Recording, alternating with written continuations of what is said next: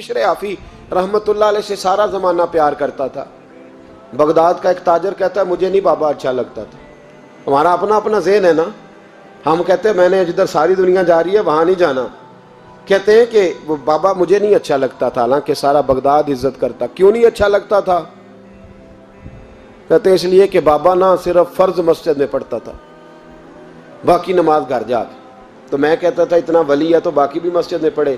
کہتے ایک دن میں نے کہا جسوسی کرنی ہے اس کی, جو کہ اسلام میں منع ہے. کہتے حضرت بشر آفی رحمۃ اللہ علیہ نے جمعے کے فرض پڑھے, فرض پڑھ کے نکل گئے دوڑ کے. فرماتے ہیں میں پیچھے ہو گیا. میں نے کہا میں نے سنتیں چھوڑ دی ہیں پر اس کا پتہ کرنا ہے, سنت نفل بعد میں پڑھوں گا. کہتے ہیں حضرت بشر آفی جلدی سے نا ایک کباب والی دکان پہ گئے, وہاں سے کباب خریدے. اور میں نے کہا بوڑھے کی عمر دیکھو اور اس کے ذائقے دیکھو, اس عمر میں بھی کباب کھائے گا. اوئے ہوئے, مولوی کو روٹی نے ستایا تھا اس لیے سنت اور نفل چھوڑ آیا ہے. کہتے ہیں تھوڑا سا وہ آگے بڑھے تو نان بھائی کی دکان سے نا نان خریدے. میں نے کہا دیکھو یار, دیکھو اس کے ذائقے, گرم نان کھائے گا. بہت سارے لوگ بغداد میں رات کی روٹی کھاتے پر یہ گرم کھاتا ہے.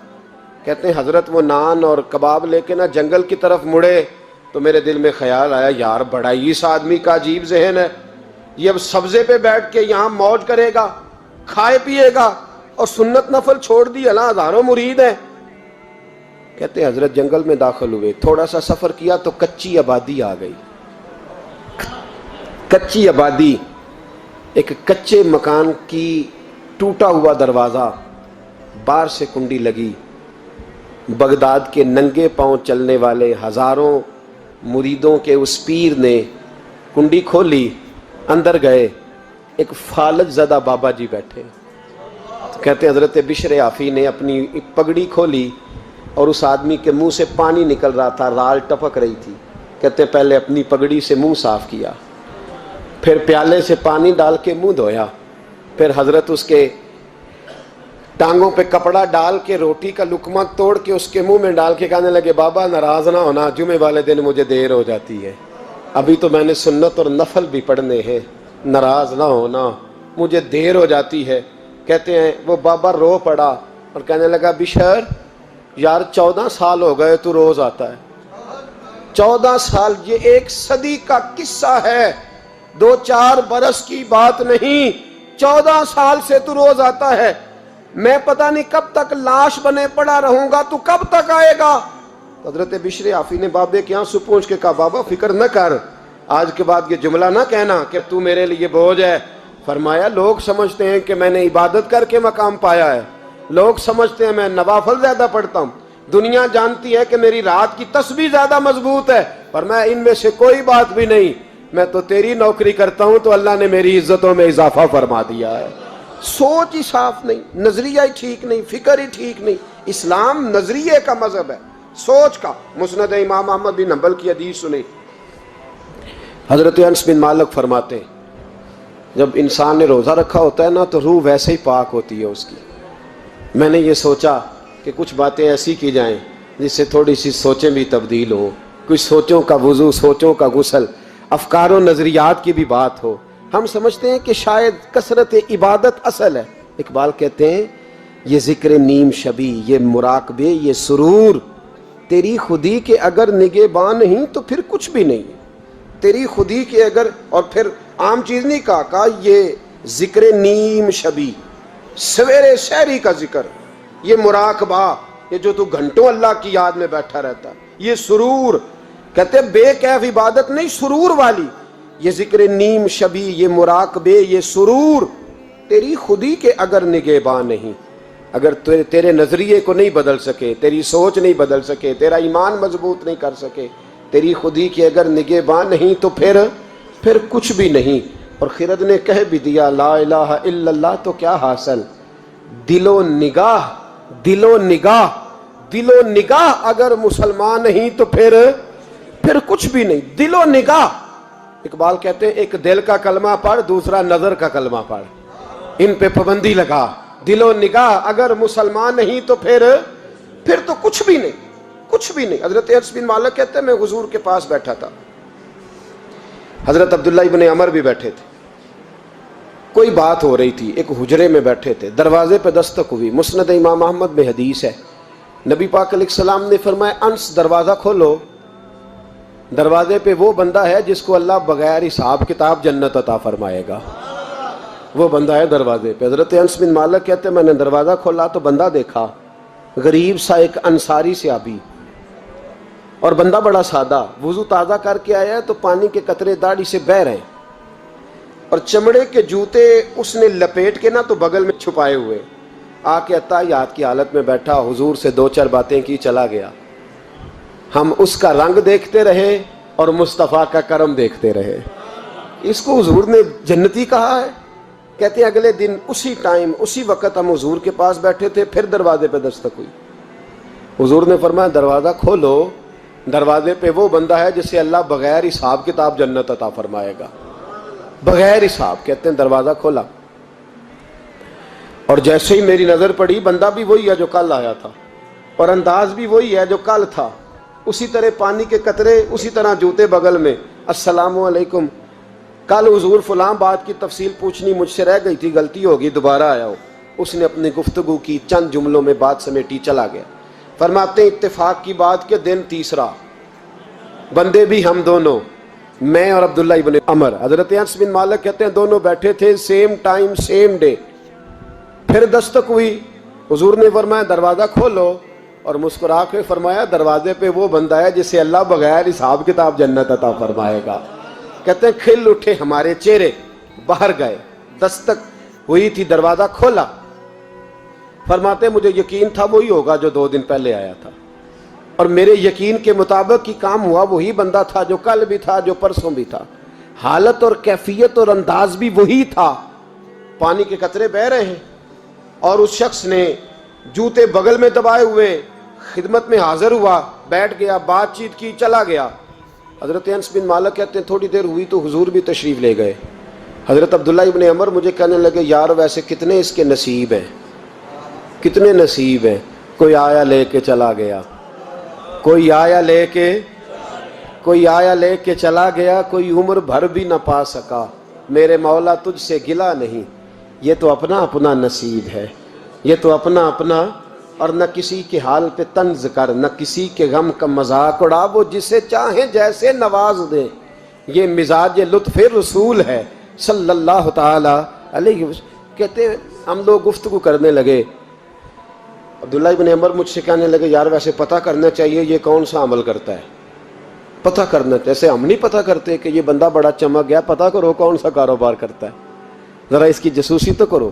اور بندے بھی بڑے سمجھدار ہیں، وہ سائیڈ بزنس نہیں بتاتے، وہ کہتے ہیں وہ جو میرا علیحدہ ہے وہ نہیں بتانا، کہیں یہ نہ شروع کر لے۔ حالانکہ انسان کے پاس جو خوبی، جو اللہ نے اسے دولت دینی ہوتی ہے، وہ اپنا اپنا نصیب ہوتا ہے، وہ گھر میں بیٹھے بھی اللہ عطا کر دیتا۔ وہ کہتے ہیں کہ پتہ کرو کیا عمل کرتا ہے، تو حضرت عبداللہ ابن عمر کہتے ہیں میں اس کے پیچھے ہو گیا، اس سے سلام لی، تو میں نے کہا مجھے 2-3 دن کے لیے مہمان بنا لو گے، مان نہ مان میں تیرا مہمان، 2-3 دن کے لیے مہمان بنا لو گے؟ تو کہتے ہیں مجھ سے کہنے لگا کوئی گھر میں جھگڑا ہو گیا، کیونکہ پڑوس میں تو تمہارا قریب ہی تو تمہارا گھر ہے، میرے مہمان بننے کو جھگڑا ہے؟ تو میں نے کہا چلو ایسے ہی سمجھ لو، پر مجھے مہمان بنا لو۔ کہتے ہیں میں 3 دن اور 3 راتیں اس شخص کے ساتھ رہا، وہ کتنا صدقہ کرتا ہے میں نوٹ کرتا رہا، نماز کتنی پڑھتا ہے، اس کا کیا، میں چاہتا تھا کہ وہ عمل مجھے ملے، اس کی برکت سے مصطفیٰ نے اسے 3 مرتبہ جنتی فرمایا ہے تاکہ وہ کیفیات مجھے بھی ملیں۔ حضرت عبداللہ ابن عمر کہتے ہیں کہ میں نے کوئی خاص چیز نہیں دیکھی، وہ عشاء پڑھتا تو فجر تک بستر پہ کروٹیں لیتا، اور میں الحمدللہ اٹھ کے تہجد بھی پڑھتا، نوافل بھی پڑھتا۔ کہتے ہیں وہ 1 سپارہ پڑھتا، میں 3 پڑھتا۔ فرماتے ہیں اس نے 3 دنوں میں کھجور بھی صدقہ نہیں دیے کہ کھجور بھی، اور میں نے بڑے بڑے غریبوں کی مدد کی۔ میں کہنے لگا کہ عمل تو میرا زیادہ ہے اس سے، پھر خوبی کیا ہے؟ خاص توجہ کرنا، اسلام اور دین کا جو فکری اساس ہمیں صحابہ نے دی۔ حضرت عبداللہ ابن عمر کہتے ہیں میں نے تیسرے دن اسے کہا بھائی اللہ تیرا بھلا کرے، تو نے بڑی خدمت کی، میں نے جانا ہے میرا کوئی جھگڑا نہیں ہوا تھا، میں تو بس تیرا عمل دیکھنے آیا تھا کہ تو عمل کیا کرتا ہے۔ تو وہ صحابی کہتے ہیں مجھے کہنے لگے یار تو میرا عمل دیکھنے آیا تھا، مجھے بتا تو صحیح کیا نے، اور کیوں دیکھنے آیا میرا عمل، تجھے کیا ضرورت پڑی میری جاسوسی کی؟ تو کہتے ہیں مجھ سے جب اس نے سوال کیا تو میں نے اس کو کہا بھائی تو 3 دن آیا نا ہم بیٹھے ہوئے تھے؟ کہا ہاں میں آتا رہا ہوں۔ کہا 3 دن نبی پاک نے فرمایا اللہ تجھے بغیر حساب کتاب جنت عطا فرمائے گا۔ تو میں چاہتا تھا کہ میں ذرا جاسوسی کروں، ذرا دیکھوں، کھوج لگاؤں کون سا ایسا عمل ہے، آپ بھی ذرا دھیان دیجئے گا، کون سا ایسا عمل ہے، حالانکہ تو عشاء پڑھتا ہے اور اٹھ کے فجر پڑھتا ہے، میں تہجد بھی پڑھتا ہوں، تیرا سپارہ 1 ہے میرے 3 ہے، کون سا ایسا عمل ہے جس کے سبب تجھے جنت ملے گی؟ کہتے ہیں وہ صحابی کہنے لگے یار کوئی ایسا عمل نہیں، کوئی شے نہیں، میں اس قابل ہی نہیں، من نانم کے من دانم، جو میں ہوں مجھے پتا ہے۔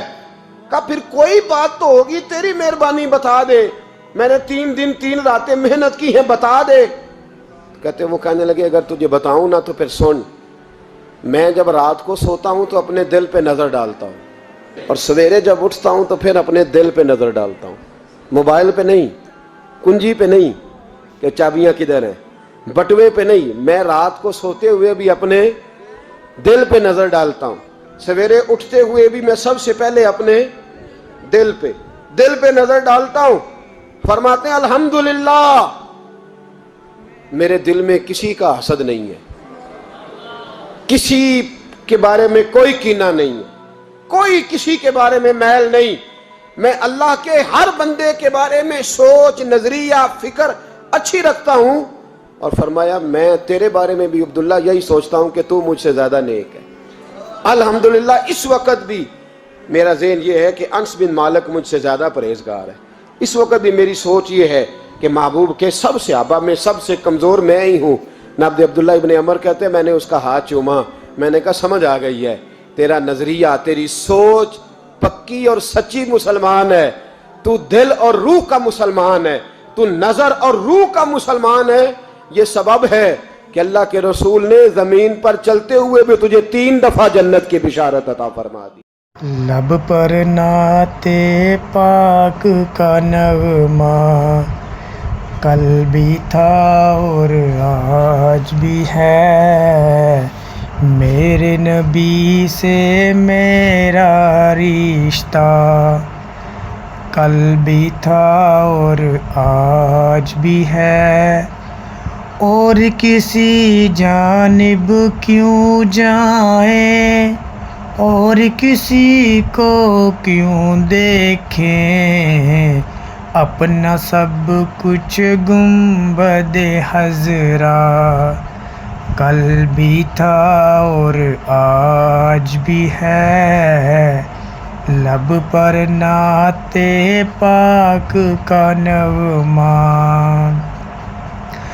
پست وہ کیسے ہو سکتا ہے جس کو حق نے بلند کیا، دونوں جہاں ہے ان کا چرچا کل بھی تھا اور آج بھی ہے، بتلا دو گستاخ نبی کو غیرت مسلم زندہ ہے، بتلا دو گستاخ نبی کو غیرت مسلم زندہ ہے، دین پہ مر مٹنے کا جذبہ کل بھی تھا اور آج بھی ہے، میرے نبی سے میرا رشتہ